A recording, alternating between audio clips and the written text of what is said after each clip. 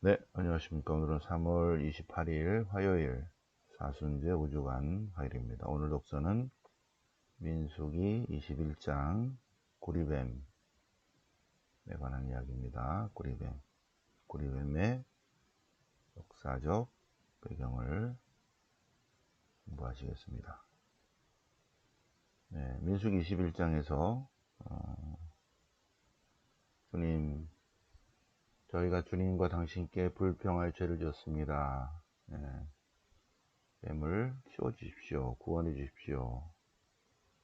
네, 주님께 죄를 졌습니다. 한 번만 용서해 주십시오. 주님 제 기도를 들어주소서. 제 부르짖음이 당신께 이르게 하소서. 네, 구리뱀을 치워주십시오. 빼고 요 앞에 부분, 우리가 주님과 당신께 불평할 죄를 지었습니다. 요거 때문에 아마 시편 102편, 오늘 시편 102편 묵상합니다. 그리고 요한복음 8장, 예, 예수님의 신원에 관한 내용이요. 자, 성경 본문 보시겠습니다. 성경 본문. 자, 민수기 21장입니다. 민수기 21장. 민수기 21장에 구리뱀에 관한 얘기 있죠, 그죠? 이제 에돔 땅을 지나서 가나안으로 이제 민수기 10장 11절부터 이제 출발하는 거죠. 그래서 에돔을 통과하려고 카데스 바르네아로 가서 우리가 요거를 지나만 갈 테니까 통과하게 해주십시오. 그러니까 에돔이 노노노노 안 된다. 못 지나간다. 그래서 왼쪽으로 돌아갈 수도 없고, 그래서 오른쪽으로 돌아갑니다. 그래서 그들이 에돔 땅을 돌아가려고 호르산을 지나 갈대바다 가는 길에 들어섰다. 길을 가는 동안 백성들이 마음이 조급해져 가지고 불평했습니다. 어쩌자고 우리를 이집트에서 데려왔는가, 우리를 광야에서 죽게 하려는가 하고 불만을 터뜨렸죠. 그러자 이제 여기서부터 이제 스토리입니다. 그러자 주님께서 불뱀들을 보내셔서 물어 죽였죠. 그 백성들이 불평하여 죄를 졌습니다. 용서해 주십시오. 안 그러겠습니다.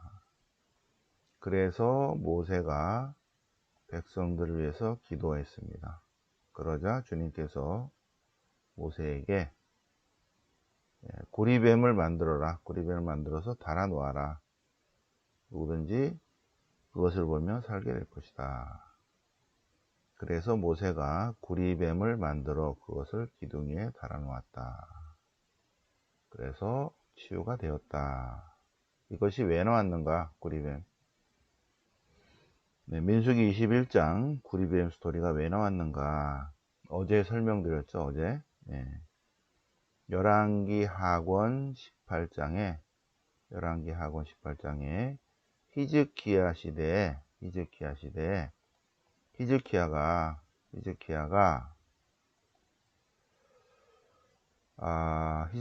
왕이 돼서 주님의 눈에 드는 좋은 일을 하려고 막 노력을 했죠. 그래서 지방 성소 3당들을 없애고 기념 기둥들을 부수고 아세라 목상을 잘라버리고, 그리고 모세가 만든 구리뱀을 조각내었다.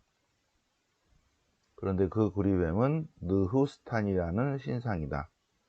느후스탄이라고 불리는 그 구리뱀에게 히즈키야 시대까지 향을 피우고 있다. 이렇게 나오죠. 열왕기 하권 18장에 히즈키야 시대 때까지 구리뱀을 섬겼다. 히즈키야 시대 때까지. 히즈키야가 어느 시대인가 볼까요? 히즈키야. 네. 다윗, 솔로몬, 르하보암, 아비야, 마사, 여호사파, 여호람. 이 느후스탄은 가나안에 있는 신상입니다. 구리뱀 신상. 그러니까 다윗 그 전부터 있었는데 계속적으로 백성들이 그쪽에 가서 치유의 신에게 가서 기도를 했다는 것입니다. 다윗, 솔로몬, 르하밤, 아비야, 마사, 여호사밧, 요람, 아하지야, 아달랴, 요아스, 아마츠야, 아자르야, 요탐, 아하즈, 그리고 히즈키야예요. 이 시대 때까지 느후스탄에게 구리뱀에게 절을 하니까 히즈키야가 왕이 됐을 때 700년이죠, 그죠? 700년 마이너스 700, 그 다음에 마이너스 622니까 80년 전 상황이니까 한 두 세대, 세 세대 전의 상황. 증조 할아버지들이 히즈키야 시대에 구리뱀에게 절한 전승을 히즈키야는 알고 있었던 거예요. 그죠? 증조 할아버지들이, 증조 할머니들이 거기다가 애기들 아픔 가서 빌고 제사 지내고 그랬다는 거죠. 구리뱀에게 제사 지내는 풍습이 히즈키야 시대 때까지 있었다. 근데 그 구리뱀의 전승이 모세가 만들었다, 이렇게 나왔다는 거죠. 모세가 만들었다. 그래서 모세가 만들었다는 구리뱀의 전승이 히즈키야 시대 때까지 왔다가 히즈키야가 없앴다, 그 얘기입니다. 히즈키야가 없앴다. 자, 그러한 히즈키야의 스토리가 요시야의 종교개혁에 들어온 거죠. 이해가 되시죠? 네. 자, 그래서 이 출애굽 이후에, 여기 출애굽 이후에 가나안 땅에 들어갔더니 가나안에 있는 가나안 사람들이 구리뱀 신상에다가 치유신에게 아프면 절을 한다는 거예요. 그런데 그 구리뱀에 가는 것이 마이너스 700, 북왕국 멸망 전이죠, 그죠? 네. 이때 때까지 계속 멸망, 요때구나. 요때. 북왕국 멸망, 요때. 요 시대 때까지, 이 시대 때까지 계속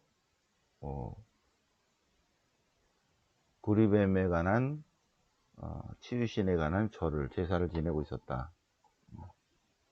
그런데 요시야 시대에 원신명기가 발견됐어요. 원신명기를 쓴 사람들에 대해서 다시 한번 우리가 깊이 한번 나중에 제가 다시 정리를 한번 하겠습니다. 우리의 정체성을 어떻게 잡아야 되는가에 대한 굉장히 뛰어난 선지자들이죠.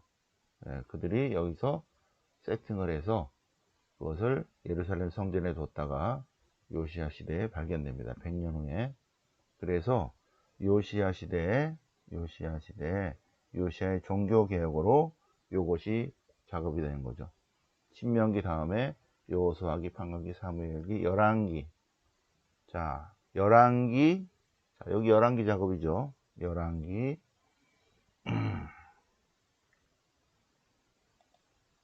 열왕기 하권 18장이에요.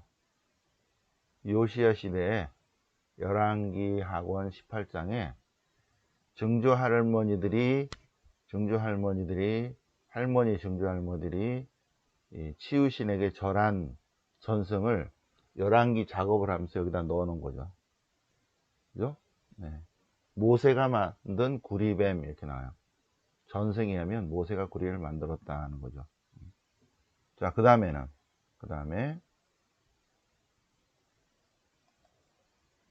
자, 그래서 이 열왕기 18장에, 하권 18장에 느후스탄에 관한 스토리가 나옵니다. 그런데 이 느후스탄에 관한 스토리가 모세가 만들었다는, 자기네들이 구리뱀을 만들어 놓고 모세가 만들었다고 전승적으로 쭉 내려왔다는 거죠. 그런 다음에 한참 후에 민수기가 쓰입니다. 오늘 민수기 21장이죠. 그래서 오경의 편집자들이 그러면 민수기 안에 모세가 구리뱀을 만든 스토리를 넣자 이렇게 된 거죠. 민수기. 그래서 21장 거기에 들어가게 됩니다. 이해가 되세요? 그래서 민수기 21장에 히즈키야 시대에 없앤 그 느후스탄에 관한 스토리를 후대에 넣게 돼요. 후대. 이 구리뱀 스토리를 넣게 된다. 이거는 후대의 작업이죠. 그죠? 전승으로 니네 구리뱀을 왜 이렇게 여기다가 해? 그러니까 모세가 만들었는데요. 그래서 21장에 모세가 백성들이 이렇게 해서 요 스토리가 편집이 된 거죠. 그래서 하느님이 하라고 그랬다 라는 거를 스토리를 짜 넣게 됩니다. 민수기 21장에. 그러니까 11개하고 18장이 먼저 쓰이고 거기에 모세가 만든 구리뱀 메가나 스토리가 21장의 후대에 100년, 150년 후에 편집되게 됩니다. 이해가 되시죠? 오케이. 자, 그런데 여기서 우리가 주님께 불평하여 죄를 지었습니다. 주님 용서해 주십시오. 요거를 위해서 시편 102편을 그 다음에 화답송으로 달았습니다. 시편 102편 미세렐에 주님 자비를 베푸소서. 낙담하여 주님 앞에 근심을 쏟아붓는 가련한 이의 기도. 주님 저희 기도를 들어주십시오. 저희 부르짖음이 당신께 다다르게 하소서. 공경한 날에 당신 얼굴 제게 감추지 마시고 제게 당신의 귀를 기울이소서. 저희가 당신께 부르짖으니 응답하여 주시고 자비를 베풀어 주십시오 하고 뱀에 물린 사람들이 기도하듯이 시편 102편 시편의 저자가 기도하고 있습니다. 주님 저희를 구원해 주십시오. 그죠? 그들이 뱀에 물려 죽어가는 사람들이 하느님 구해주세요 하듯이 주님 자비를 베푸소서. 그래서 102편 쭉 묵상하시고 미세렐에는 다 한번 해보세요. 6편, 32편, 38편, 51편, 102편, 130, 140. 그래서 말씀 노트에 한번 쭉 써보시기 바랍니다. 불행한 날에 당신 얼굴을 숨기지 마소서. 자, 오늘 복음 요한복음 8장.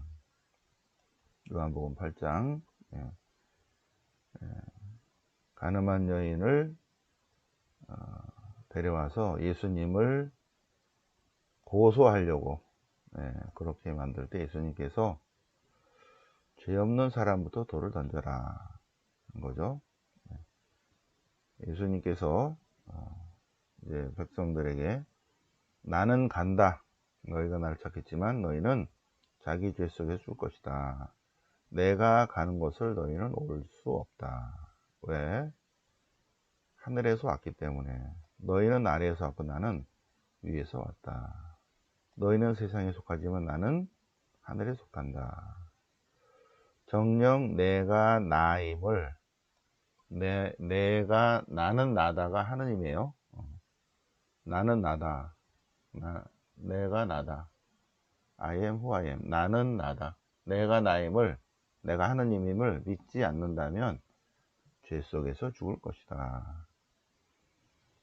사람들이 예수님께 당신 누구요? 내가 처음부터 말하지 않았냐? 그러면서 28절 사람의 아들을 들어올린 뒤에야 비로소 내가 하느님임을 알게 될 것이다. 그리고 내가 하느님으로부터 왔다는 것을, 하느님과 함께 계시고 한다는 것을 알아차리게 될 것이다. 사람의 아들을 들어올린 뒤에야. 사람의 아들은 다니엘서 7장 13절의 묵시문학적 표현입니다. 오시기로 된 그분이라는 거죠. 너희는, 내가 이렇게 안 하고 너희는 사람의 아들이 들린 다음에 비로소 깨달을 것이다. 근데 지금 요한복음 8장인데 요한복음 3장에 니코데모와의 대화에서 자, 모세가 광야에서 뱀을 들어 올린 것처럼 사람의 아들도 들어 올려져야 한다. 이렇게 요한복음 3장에 나옵니다. 요한복음 3장. 그래서 예수님의 정체성에 대해서는 사람의 아들이 들린 다음에야 비로소 그분이 하느님이시라는 것을 알아차리게 될 것이다. 그리고 예수님께서 하느님의 일을 하시다는 것을 비로소 깨닫게 될 것이다. 예수님의 신원에 관한 이야기입니다. 예수님의 정체성. 어렵죠, 그죠? 우리도 예수님 시대 때도 마찬가지지만 우리도 그분과 직접적인 만남을 통해서 그분이 어떤 분이신지를 알아차려야 할 것입니다. 자, 오늘 예수님의 신원에 대해서 같이 공부해 보셨고, 민수기 21장의 역사적 배경, 민수기 21장의 역사적 배경, 열왕기 학원에 먼저 나왔다. 열왕기 학원은 왜 쓰였다? 신학화 작업 때문에 그랬다. 히즈키야 시대의 여러 가지 업적을 후대에 정리한 거죠. 80년 후에 히즈키야가 그런 일을 했었고, 그 이후에 요시야 정교개혁 때 그 일을 기록해놨고, 거기에 대한 것으로 민수기는 한참 후에 쓰입니다. 그래서 그러면 언제 그렇겠지? 이때 그렇겠다. 카데스 바르네아를 통과를 못하고 오른쪽으로 가다가 불평할 때 이런 여기 스토리를 하나 더 집어넣었다. 민수기 21장. 그렇게 이해를 우리 어저께 공부를 같이 해보셨습니다. 자, 오늘 사순절 5주간 화요일을 맞아서 독서와 복음 같이 공부해 보셨습니다. 영광이 성부와 성자와 성령께 주와 지지 항상 영원히 아멘. 성부와 성자와 성령 이름으로 아멘.